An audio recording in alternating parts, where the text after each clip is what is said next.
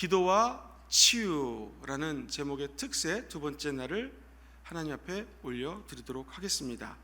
우리가 하나님 앞에 나올 때에 그냥 나올 수가 없습니다. 구약에서는 꼭 양이나 비둘기나 소를 잡아서 제사를 지내고 난 다음에 하나님께 아뢰을 수가 있었습니다. 제가 만약에 조금 부자라면 소를 잡았습니다. 그 당시에도 소는 아주 값비싼 거기 때문에 아무나 잡을 수가 없었습니다. 보통 사람들은 어린 양을 잡아서 하나님께 제사의 제물로 사용을 했습니다. 그런데 제가 안타깝게도 너무나 가난한 사람입니다. 그럴 경우에 제사를 드릴 수 없었을까요? 그렇지 않습니다.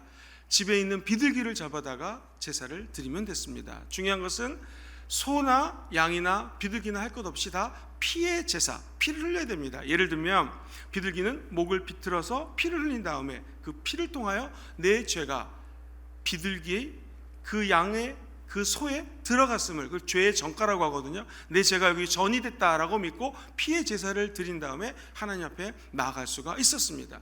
그런데 안타깝게도 제가 너무나 가난해서 집에서 비둘기를 키울 수 있는 그런 상황도 되지 않습니다. 그러면 산비둘기를 잡아다가 하나님께 드리면 됩니다. 역시 목을 비틀어서 피를 흘리고 주 앞에 나갈 수가 있었습니다. 오늘날도 하나님께 나아올 때는요, 우리의 힘과 우리의 능력으로 나올 수가 없습니다. 예수의 보혈을 통하여 하나님께 나아가게 될 줄 믿습니다. 우리의 죄 문제를 해결하지 않고는 주께 나갈 수가 없어요. 그래서 우리가 먼저 비워야 됩니다. 어떻게 비울 수 있습니까? 첫 번째, 죄에 대해서 알아야 되고요. 두 번째, 예수의 보혈을 의지해서 회개해야 됩니다. 그러고 난 다음에 용서함을 얻고 하나님 앞에 나아갈 수가 있습니다. 첫 번째, 죄를 비우라에 대해서 같이 한번 말씀을 나누도록 하겠습니다. 죄는 헬라어로 하마르티아라고 하는 단어를 쓰는데 아주 재밌어요. 저 앞에 관역이 있습니다. 제가 여기서 화살을 쐈습니다. 그런데 원래대로라면 화살을 향해서 화살이 관역을 해서 쭉 나가야 되는데 안타깝게도 화살이 나가다가 살짝 빗나갔어요. 이게 죄입니다. 기억해야 될 것은 죄가 처음에 정확한 방향으로 나가다가 조금 틀어지지 않습니까? 그러면 흔히 우리는 조금 틀어지는데 괜찮겠지라고 생각합니다. 그런데 관역을 향해 나갔던 화살이 조금 틀어지면요, 조금 지나면 더 멀어지고 그러다가 결국 화살이 관역과는 천여만 엉뚱한 곳으로 빠져나갈 수가 있다는 것이죠. 우리 마음속에 차지하는 죄가 그렇습니다. 처음에는 조금 야금야금 틈탑니다. 그런데 이것이 자기도 모르게 부지불식간에 점점 관역과는 엉뚱한 곳으로 멀어져서 맨 끝에는 천국에 가지 못하는 일이 벌어질 수도 있다는 것이죠. 오늘 이 아침에 나와서 주의 보혈로 회개할 때 방향이 틀어졌던 잘못된 우리 인생의 화살이 다시 원 방향으로 돌이키게 될 줄 믿습니다. 죄는요, 구체적으로 하나님의 말씀을 의지하지 않는 것 죄입니다. 두 번째, 하나님께서 의를 행하라고 그랬는데 의를 행하지 않는 것도 죄입니다. 하나님을 믿지 않는 것도 큰 죄입니다. 무엇보다도 성경은 내가 선에 대해서 아는데 그것을 행하지 않는다, 이것을 죄라고 이야기를 합니다. 사실 이 죄가 어떻게 들어왔는가? 사단이 우리 마음속에 죄를 집어넣습니다. 천사들이 거룩한 존재로 창조되었습니다.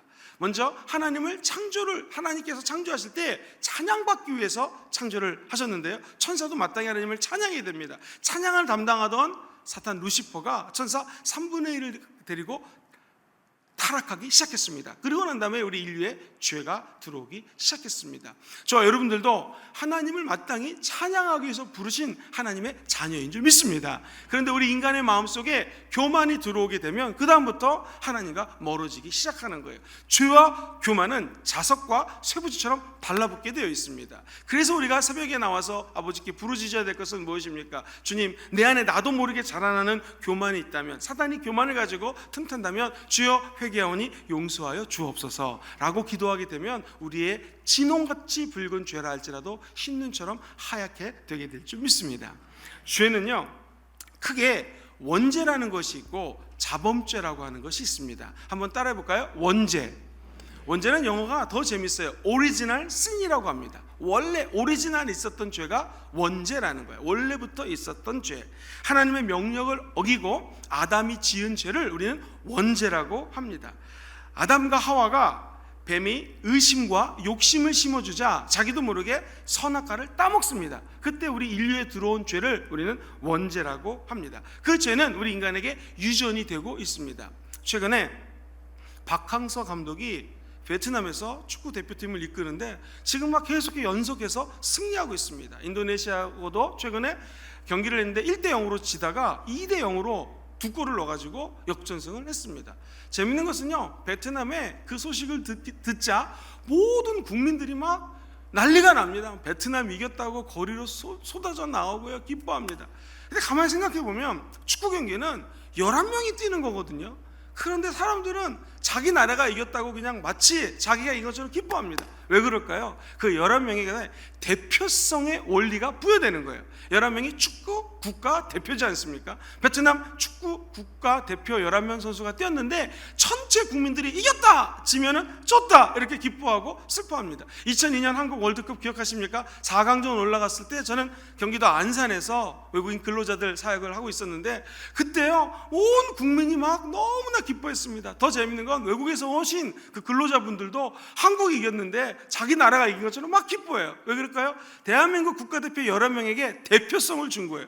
그들이 이기면 같이 이기는 거예요. 그들이 지면 같이 지는 거예요. 똑같습니다. 원죄는 무엇인가? 하나님이 아담이라고 하는 인간에게 대표성의 원리를 부여합니다. 아담이 타락하면 함께 타락하고 아담이 죄를 지면 같이 죄를 짓게 된다는 것이죠. 사랑하는 귀한 순복음 금정교회 성도 여러분, 아담이 지은 죄, 첫 번째 아담은 죄에 넘어졌지만 기뻐하십시오. 두 번째 아담이 있습니다. 그분이 누구십니까? 예수 그리스도십니다. 죄는 한 사람을 통해서 들어왔지만 또 다른 한 사람이 그 죄를 속량하셨습니다. 그분의 이름이 누구십니까? 예수님입니다. 어떠한 원죄가 우리 마음속에 유전된다 할지라도 주의 보혈이 우리 영혼 속에 흐르게 된다면 그 죄는 떠나가게 될 것입니다. 두 번째 죄는 자범죄가 있어요. 이것은 내가 본죄라고 표현하기도 하는데요, 내가 지은 죄입니다. 자범죄의 특징은 첫 번째, 하나님께 대하여 짓는 죄가 자범죄입니다. 마땅히 하나님께 영광을 돌려야 되는데 그렇지 못한 죄, 예수 믿기 전에 하나님의 이름을 폄하한 죄, 이런 것을 우리는 자범죄라고 이야기를 합니다. 두 번째는요, 이 자범죄는 다른 사람들에게 지은 죄도 자범죄예요. 더 무서운 것은 자기 자신에게 지은 죄가 죄인 줄 모르고 지을 때가 있어요. 자기를 학대하거나 자기의 자존감을 떨어뜨리는 행위도 사실은 이 자범죄에 들어갑니다. 그래서 자범죄는 첫째, 하나님께 지은 죄, 두 번째, 이웃에게 잘못한 죄, 세 번째, 자기 잘못에게, 자기 스스로에게 잘못한 것을 우리는 자범죄 범주 안에 듭니다. 이거는 십계명 안에 있는 죄들과 연결이 되어 있어요. 교만, 탐욕, 음행, 이런 모든 것들을 가리켜서 하나님은 자범죄라고 표현을 합니다. 성경을 뒤져봤더니 성경에서 이야기하는 죄들을 10가지로 요약한 내용이 있었습니다. 그것이 여러분 갖고 계신 교재 6페이지에 보면 중간에 나와요. 성경에 기록된 10가지 죄악. 첫 번째 동그라미 보면은 용서받을 수 없는 죄. 거기다가 혹시 볼펜 있으면 써 놓으시면 좋을 것 같아요. 성령 회방죄가 절대로 용서받을 수 없는 죄라고 이야기합니다. 누구를 회방해요? 성령 하나님이 하시는 사역이 있어요. 그분이 마땅히 해야 될 일이 있어요. 그것을 폄하하거나 회방하면 그것은 천국에 갈 수가 없어요. 그 죄는 용서함 받을 수가 없습니다. 두 번째, 자기도 모르는 숨은 죄가 있습니다. 남들이 모르게 몰래 숨겨놓은 죄가 있어요. 그러나 하나님은 그것도 아신다라는 것이죠. 생각의 죄, 생각으로 지은 것도 죄라고 얘기합니다. 네 번째, 마음속에 있는 깊은 죄. 다섯 번째, 소시의 죄. 이것은 욥기 13장 26절에 보면 내가 젊었을 때 지은 죄라는 것이 나옵니다. 시편 말씀에도 나와요. 욥이 어렸을 때 지었던 죄를 생각하면서 소실적에 지었던 죄, 즉 어렸을 때 지었던 죄, 예수 믿기 전에 지었던 죄도 죄의 범주에 들어가는 것이죠. 여섯 번째 주목해 보십시오. 혀의 죄, 입술로 지은 죄도 죄입니다. 성경은 일곱 번째, 작은 자를 소홀히 한 것도 죄라는 거예요. 우리 주변에 나보다 힘들고 어렵고 눈물 흘린 자를 내가 실수로 그들을 갖다가 폄하했다, 나쁘게 대했다, 이것도 죄의 범주에 들어간다는 것입니다. 미국에서 있었던 일입니다. 한 목사님이 토요일날 제일 목회자에게 스트레스는 말씀 준비겠죠. 열심히 말씀을 준비하고 있는데 어떤 그지 같은 사람이 이렇게 들어왔어요. 그러면서 하룻밤 잘 수 없겠냐고. 그 목사님이 죄송합니다만 우리 교회는 내일 주일 예배를 준비해야 되니까 잘 수 없습니다. 아주 매정하게 그 노숙자를 쫓아냈습니다. 그리고 목사님께서 교회 안에서 열심히 말씀을 밤새도록 준비하시고 이제 아침을 맞아서 문을 활짝 열고 성도들 올 준비를 했습니다. 근데 이게 웬일입니까? 어제 그 찾아왔던 노숙자가 밖에서 추웠기 때문에 그냥 시체로 문 앞에 죽어져 있는 것입니다. 그걸 발견하고 목사님이 큰 깨달음이 있었어요. 만약 예수님이라면 어젯밤에 저 노숙자가 찾아왔을 때 어떻게 했을까? 그래서 유명한 책을 적게 되죠. 예수라면 어떻게 하였을까? What would Jesus do? 예수님이라면 어떻게 할까? 그리고 나서 목회를 하시면서 내가 만약 예수라면 어떻게 할까? 성도님들, 만약 지금 여러분의 상황 속에서 예수님이라면 어떻게 하셨습니까? 소자에게, 가난한 자에게, 굶주린 자에게 잘못한 것도 성경은 죄라고 얘기합니다. 거꾸로 냉수 한 그릇을 작은 어린아이에게, 소자에게, 가난한 자에게, 슬픈 자에게, 눈물 흘리는 자에게 베풀고 나누는 것은 하나님께서 기뻐한다는 것이죠. 사람을 더럽게 하는 것도 죄입니다. 9번째, 사형에 해당하는 죄도 있고요. 10번째, 육신의 욕심에서 오는 것도 죄라고 이야기를 합니다. 죄는 이처럼 무서운 거예요. 그 죄의 결과는 무엇입니까? 성경은 죄의 싹은 사망이라고 얘기합니다. 죄를 지면 하나님과 분리가 되게 되어 있어요. 사망은 서로 떨어뜨린다, 분리된다, 이런 거예요. 제일 무서운 것은 죄를 짓게 되면 하나님과 내 영혼이 분리가 돼요. 그래서 점점 하나님과 멀어지게 된다는 거예요. 왜? 죄는 마귀에게 속했기 때문에 그렇습니다. 죄를 짓게 되면 마귀에 속하여 마음의 평강이 없고 지속적인 죄 때문에 고통을 당한다는 것이죠. 그래서 성경은 이사야 57장에 보면 20절에 이런 말씀을 합니다. 악인에게는 평강이 없다. 한번 해볼까요? 악인에게는 평강이 없습니다. 시작. 악인에게는 평강이 없습니다. 사단이 죄를 우리에게 틈타게 하는데 악한 죄가 들어오면 평강이 없어져요. 내가 마음속에 평강이 없다 그러면 거의 10중 8구 내 안에 죄의 유혹에 노출된 경우가 많이 있습니다. 더 무서운 것은 죄는 결국 하나님의 심판을 받게 되어 있어요. 결국 종국적으로 죄를 짓게 되면 하나님이 주시는 유업, 그분이 주는 선물을 받을 수가 없습니다. 목사님, 그럼 어떻게 내 안에 있는 이 죄를 비울 수 있을까요? 정답은 회개하면 됩니다. 한번 따라해 볼까요? 회개하라. 회개는 죄로부터 결정적으로 돌이키는 겁니다. 죄를 포기하는 거예요. 원래 헬라어 원뜻은 내가 믿고 있는 것이 있는데 누구나 자기가 믿고 있는 것이 있지요. 예를 들면 돈, 어떤 사람은 내 주먹을 믿어라, 이것으로부터 돌이키는 거예요. 즉 회개는 믿음의 대상이 있는데 잘못된 대상으로부터 가졌던 믿음으로부터 벗어나는 거예요. 그리고 누구에게로 돌이키는 것입니까? 예수님께로 돌이키는 것이 회개입니다. 오늘 이곳에 앉아있는 저와 여러분들도 내가 의지하는 것이 있을 수 있어요. 내가 믿는 것이 있어요. 내가 신뢰할 수 있는 대상이 있을 것입니다. 그것으로부터 벗어나는 거예요. 그리고 마음을 돌이켜서 다시 살아 역사하시는 하나님의 아들 예수께로 마음을 고정시키는 것이 회개입니다. 성경은 믿음의 주요 온전케 하신 예수 그리스도를 어떻게 하라? 바라보라는 거예요. 오늘 이 아침에 나와 하나님께 기도하는 여러분들에게 죄로부터 떠나 하나님으로부터 돌이키는 역사 임하게 될 줄 믿습니다. 그러려면 당연히 성령님을 우리 안에 수용해야 된다는 것이죠. 그래서 죄를 회개할 때는요, 아까 얘기했던 원죄 어떻게 회개할 수 있겠습니까? 구원받을 때 주님 내가 원래 지었던 죄를 용서해 주세요라고 구원에 관련된 회개를 하면 용서함을 받을 수 있습니다.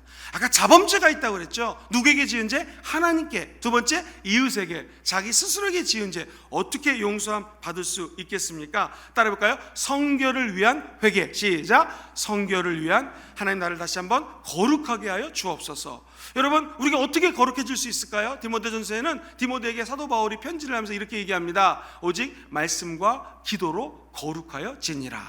우리가 어떻게 거룩해질 수 있겠습니까? 오늘 이 아침에 나와 하나님 말씀을 듣고 이 새벽에 아버지께 기도할 때 우리의 죄가 깨끗게 될 줄 믿습니다. 그리고 하나님이 내게 주신 소명이 있어요. 누구에게나 작든 크든 소명이 있습니다. 하나님 어떤 사람은 1달란트, 5달란트, 10달란트 하나님의 믿음대로 다 달란트를 나눠줬어요. 그 소명을 이루지 못한 것도 회개해야 됩니다. 그래서 회개하는 방법은 구체적으로 3가지입니다. 한번 따라볼까요? 쏟아놓으라. 시작. 우리의 죄의 심각성을 깨달았다면 이제 주 앞에 다 열거하고 쏟아놓는 거예요. 속에 있는 것을 다 토해내는 거예요. 주님, 내가 이런 죄를 졌습니다. 용서하여 주옵소서. 한 예를 들어드리겠습니다. 시편 기자는 32편 3절로 5절에 고통 속에서 부르짖는 장면이 나와요. 우리 방송실 한번 성경 말씀 띄워주시겠습니까? 시편 32편 3절로 5절입니다. 같이 한번 읽어볼까요? 시작. 내가 입을 열지 아니할 때에 종일 신음함으로 내 뼈가 쇠하였도다. 주의 손이 주야로 나를 누르시오니 내 진액이 빠져서 여름 가뭄의 마름같이 되었나이다. 내가 이르기를 내 허물을 야훼께 자복하리라 하고 주께 내 죄를 아뢰고 내 죄악을 숨기지 아니하였더니. 주 앞에 이처럼 하나님 앞에 내 갖고 있는 모든 죄들을 다 토해내는 것입니다. 주님, 내가 이런 죄를 졌습니다. 저런 죄를 졌습니다. 주 앞에 자세하게 죄를, 이런 감정을 가지고 주 앞에 회개하오니 용서하여 주옵소서. 그래서 우리는 감정에 따라 정적인 회개라고 표현을 합니다.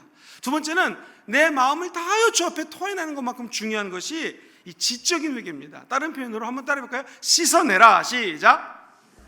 감정적으로 아버지께 다 쏟아놨으면 그 다음부터 지적으로 씻어내는 작업이 필요합니다.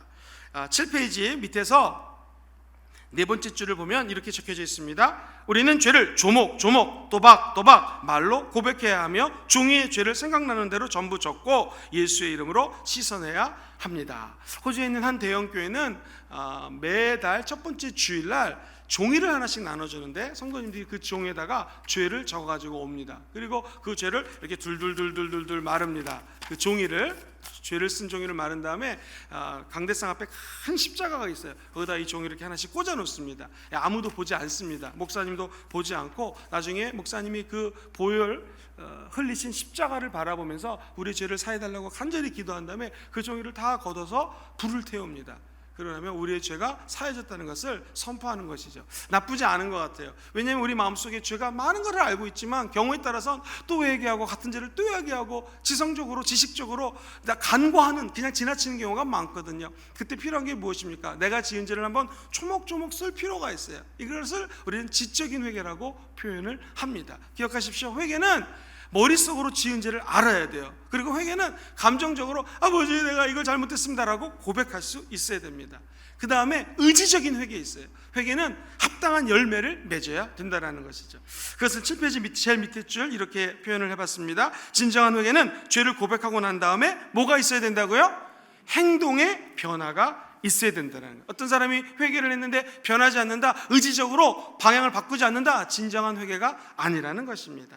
자, 그렇다면 오늘 이 새벽에 회개하는 여러분들에게는 어떤 결과가 나타날까요? 8페이지 첫 번째 보시면 가로친 1번 같이 한번 읽어볼까요? 시작. 죄사함 받고 성령을 선물로 받습니다. 회개하라, 성령을 너에게 선물로 주리니 하나님 말씀하셨거든요. 오늘 회개할 때 성령이 여러분 마음속에 임재하게 될 줄 믿습니다. 성령은 거룩한 영이에요. 다시 말하면 하나님의 영은 더러운 곳에 임할 수가 없어요. 어떻게 하면 깨끗해질 수 있겠습니까? 아주 간단합니다. 예수 보혈을 의지하여 십자가 앞에 회개하시면 됩니다. 어떻게 해요? 감정적으로, 그리고 지적으로, 의지적으로, 지정의 이 세 가지로 회개하면 성령이 우리 가운데 좌정하시고 다스리시고 역사하시고 여러분 사역 현장에서, 가정 현장에서, 사업 현장에서, 또 직장 생활하실 때 성령이 역사하시게 될 줄 믿습니다. 두 번째, 회개하면요 생명을 얻게 돼요. 회개하면 천국 갑니다. 할렐루야. 죄가 있으면 주님을 못 만나요. 그러나 이 아침에 나와 회개하면 주님을 만나 천국까지 안전하게 꼴이 나게 될 줄 믿습니다. 세 번째 무엇입니까? 좋은 일이 생겨납니다. 사람은 신기해요. 죄를 다 고백하고 죄를 다 토해놓으면 그 다음에 성령께서 역사하사 좋은 일을 허락하시게 됩니다. 만약에 좋은 일이 안 나타나면 어떡할까요? 그래도 죄를 회개하면 그 다음에 좋은 일이 날 것을 믿게 되고요, 기쁨의 소망이 자리 잡게 된다는 것이죠. 그 평안은 세상이 줄 수 없어요.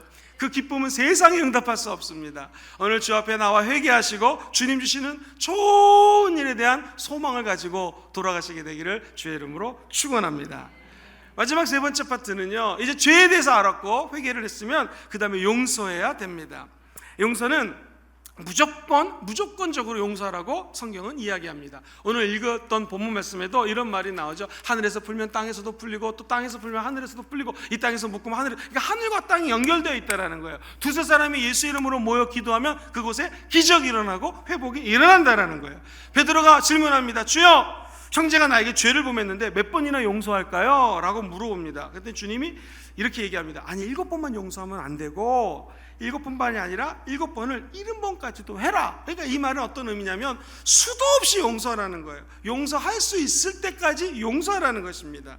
이 용서도 여러 가지 용서에 관한 책들이 있는데 그 중에 한 가지 방법을 소개하면 imagination, 생각 속에서 용서하는 방법을 어떤 책에서 적어놨어요. 이런 내용입니다. 사건 현장으로 내가 미워하는 사람 용서를 해야 되는데 용서가 안 되는 사람이 있거든요. 그 사람을 제 머릿속에서 사건의 현장으로 데리고 가라는 거예요. 그리고 그 사람을 앉혀놓고 내 마음속에 있는 감정을 다 토로해내라는 거예요, 상상 속에서. 근데 중요한 것은 그 사람이 하소연하듯 막 토론하고 끝나는 것이 아니라 이제 머릿속에서 생각을 하는데 그 자리에 예수님을 모셔라. 시작! 그 자리에 예수님을 모셔라. 예수님을 만나서 예수님을 모시고 난 다음에 예수님께 맡기라는 거예요. 여러분 기도하시다가 어떤 사람이 용서 안 되면 머릿속에서 그 힘들었던 장면을 생각하시면서 막 얘기를 나누신 다음에 하소연하신 다음에 예수님을 그 자리에 초청하십시오. 예수님께서 저와 여러분의 죄도 용서하고 그 사람의 죄도 용서하는 역사 임하게 될 줄 믿습니다. 이 용서는요, 가장 좋은 방법은 미워하는 사람을 만나서 용서하는 것이 좋습니다. 항상 모든 용서는 만남을 통해서 회복되기 때문에 그렇습니다. 그리고 될 수 있으면 그 사람에게 보상하는 것도 필요합니다. 내가 너를 미워했다, 당신과 내 관계가 멀어졌습니다, 커피 한 잔 살게요. 또는 조그만 초콜릿을 선물로 사서 내가 당신에게 이런 사과의 마음을 표현합니다 라고 직접 만나 작은 보상하는 것도 좋은 방법입니다. 근데 제일 좋은 방법은 한번 따라해 볼까요? 미워하는 그 인간을 축복하라. 시작! 미워하는 그 인간을 축복하라는 거예요. 마음속에 미워하는 사람이 있으면 아예 그분을 축복하는 거예요. 축복하고 축복하다 보면 어느덧 하나님이 그 사람을 진짜로 축복하게 되고, 그리고 그 축복이 축복한 저에게 되돌아온다는 것이죠. 예수님이 제자를 파송하면서 뭐라고 그랬습니까? 너는 어느 곳에 가든지 그 집안이 평안하도록 축복 기도해라. 근데 그 가정이 감사하게도 축복을 받을 그릇이 준비됐어요. 평안을 받으면 그 축복이 어디로 넘어가요? 그 집으로 넘어가요. 그 사람에게 넘어가요. 근데 그 축복받을 그릇이 안 됐어요. 그럼 누구에게로 다시 와요? 저에게로 온다라는 거예요. 그래서 우리 크리스찬의 사명은 미워하고 저주하고 마음속에 상처받는 것이 중요한 것이 아니라 용서하고 사랑하고 축복하는 게 중요해요. 그들에게 평안을 빌어주는 게 중요해요. 그러면 혹시라도 그분이 받을 그릇이 되면 맞는 거고, 안 되면 다 우리에게 되돌아오기 때문에 그렇습니다. 오늘부터 여러분들이 죄에 대해서, 회개에 대해서, 용서에 대해서 배웠다면 절대로 다른 사람을 원망하는 말, 미워하는 말, 저주하는 말 하지 마시고 축복하고 사랑하고 그리고 그들에게 용서를 구하는 말을 하시게 되기를 주의 이름으로 축원합니다. 자, 용서의 결과는 어떨까요? 관계가 회복됩니다. 할렐루야! 하나님과 나의 관계가 회복되고 다른 사람을 회복시킬 수 있고, 더 중요한 것은 무엇보다도 내 자신이 하나님 안에서 회복됨으로 그 회복의 사건을 나눌 수 있다는 것이죠. 시편 133편 1절로 3절 말씀을 같이 한번 우리 스크린을 보면서 읽어볼까요? 시작! 보라, 형제가 연합하여 동거함이 어찌 그리 선하고 형제자매가 이곳에 모여서 아름다운 사랑의 교제를 나누고 머리에 있는 보배에 들어온 기름이 수염과 아론의 수염에 흘러서 그 옷자락에 내린 것 같고, 성경은 또 이렇게 얘기합니다. 3절에 혈문의 시름이 시온의 산들로 내린 것 같도다. 거기서 야훼께서 뭐를 명하셔요? 복을 명하신다라는 거예요. 오늘 복받기 원하시는 분들은 아멘 해볼까요? 형제가 동거하여 선을 이루는 것에 복이 임한다라는 거예요. 그 복이 무엇입니까? 영생입니다. 영원한 생명이라는 거예요. 가정에서 형제 자매끼리 또는 부모와 자녀끼리 용서하시게 되기를 주의 이름으로 축원합니다. 직장에서, 삶의 현장에서 미워하는 사람을 예수의 사랑으로 용서하십시오. 그러면 신기하게 건강도 회복이 됩니다. 할렐루야! 그 시편 39편 13절에 보면 이런 말씀이 있어요. 같이 한번 읽어볼까요? 시작! 주는 나를 용서하사 내가 떠나 없어지기 전에 나의 건강을 회복시키소서. 용서하면 건강이 회복된다라는 거예요. 용서는 남을 위해서 용서하는 것이 아니라 내 자신을 위해서 용서하는 것입니다. 성경에 보면은 주인에게 1만 달란트 빚진 한 종이 나옵니다. 1만 달란트라는 말은 쉽게 얘기해가지고 평생 갚아도 갚을 수가 없어요. 처자식을 다 팔고 모든 소유를 다 팔아도 갚을래야 갚을 수가 없는 그런 빚입니다. 근데 이게 웬 은혜요 축복입니까? 그 주인이 너무나 그 종이 불쌍해가지고 긍휼히 여기는 마음으로 그 빚을 다 탕감해줬어요. 할렐루야, 너무나 기쁘지 않습니까? 그런데 이분이 그 감격을 그만 가다가 이 종이 잃어버렸어요. 자기에게 1만 달란트 빚을 탕감해준 하나님이 계시는데 100데나리온, 거기에 비하면 아주 조금 빚을 자기의 진 친구가 있었어요. 그 친구를 보는 순간에 갑자기 내 돈 100데나리온 생각이 나가지고 멱살을 잡습니다. 그리고 따지더니 결국에는 감옥에다가 집어넣습니다. 나중에 주인이 이 사건을 알고 어떻게 했겠습니까? 내가 너에게 엄청나게 많은 죄 사함의 은총, 빚을 탕감해주는 은혜를 줬는데 네가 평생 갚아도 갚지 못할 그런 탕감을 해줬는데 어찌 네가 너의 친구의 그 조그만 빚진 걸 가지고 그렇게 감옥에 넘겼느냐 하면서 이 사람까지 잡아다 다시 감옥에 넣지 않겠습니까?